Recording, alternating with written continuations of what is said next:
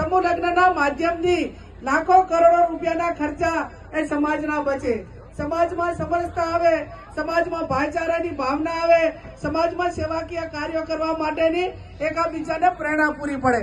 ત્યારે આપ સૌને વડીલોને મારી વિનંતી છે કે સમૂહ લગ્નની સાથે સાથે દીકરા દીકરીઓને ભણાવવા માટેની પણ ખૂબ જરૂર છે। હમણાં ભરતભાઈની વાત કરતા હતા કે અમને આ દાતાએ દાન આપ્યું, આ દાતાએ દાન આપ્યું, આ સમાજ આટલો આગળ ગયો।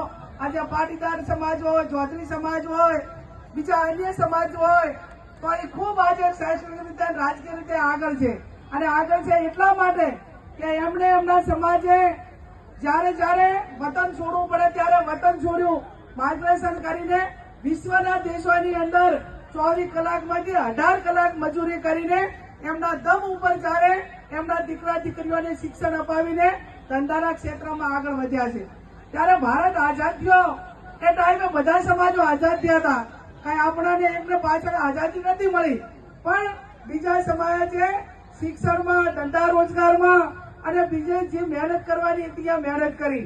હમણાં ભરતજી કહેતા હતા કે ખૂબ બધી જમીનો ઠાકોર સમાજની હતી, એના ઉપર આજે થિયેટર બન્યા, એના ઉપર